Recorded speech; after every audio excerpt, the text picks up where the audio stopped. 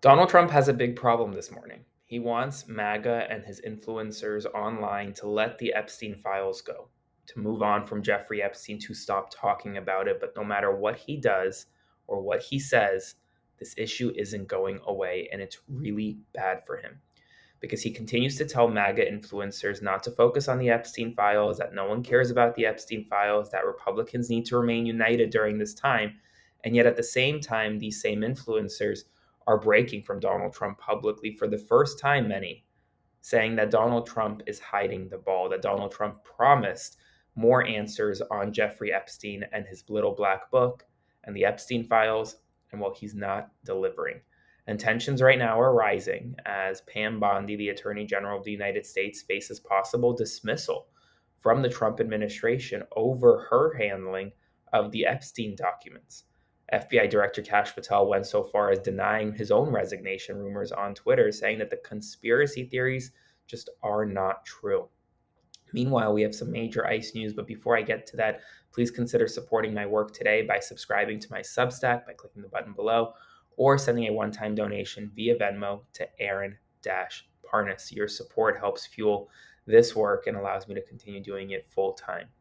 Some major ICE news. Backed by $170 billion in new funding, the Trump administration is turbocharging an aggressive immigration enforcement expansion, hiring 10,000 new agents, doubling detention capacity across the country, building more border wall, and deploying AI surveillance in pursuit of mass deportations.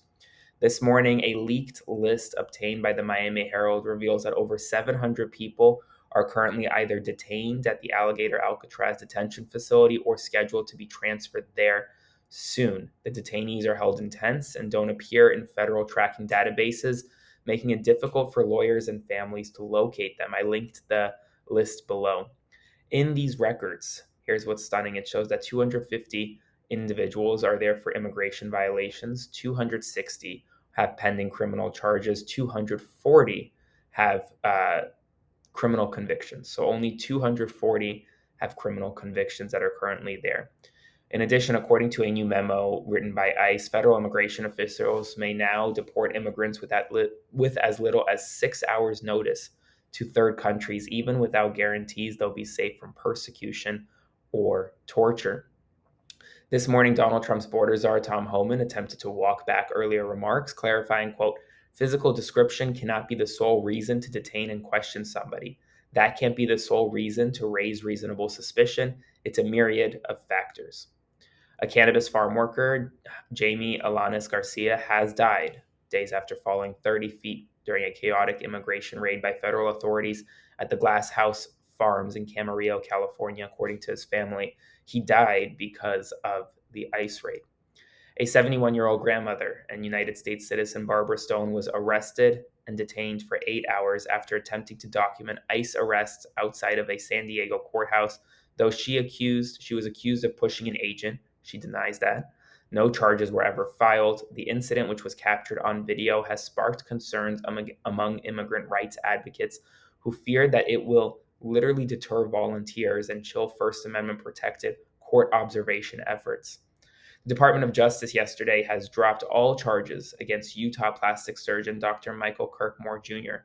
and three associates accused of destroying COVID-19 vaccines and issuing fake vaccine cards. The case had become a rallying point for MAGA. Marjorie Taylor Greene brought it to the attention of Attorney General Pam Bondi and comes as Bondi is continuing to face significant internal pressure among Republicans over the Epstein files. And yet, so at least right now, she's trying to quell some of those concerns by releasing a doctor accused of destroying COVID vaccines. On the Texas flood response, Donald Trump remarked, quote, maybe they should have had bells or something go off, prompting significant criticism over his dismissive tone over the disaster as the death toll truly continues to rise significantly in Texas. In addition, Texas Hill Country remains under a flood watch with more rain expected as the death toll has now reached 130 and 160 people remain missing.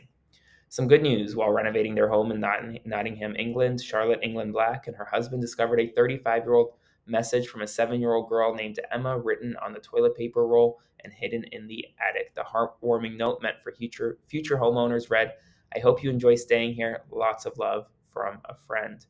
A seventh grader, Romeo Parker of Petersburg, Virginia, is being hailed as a hero after rescuing his two baby siblings and grandmother from a fast moving house fire.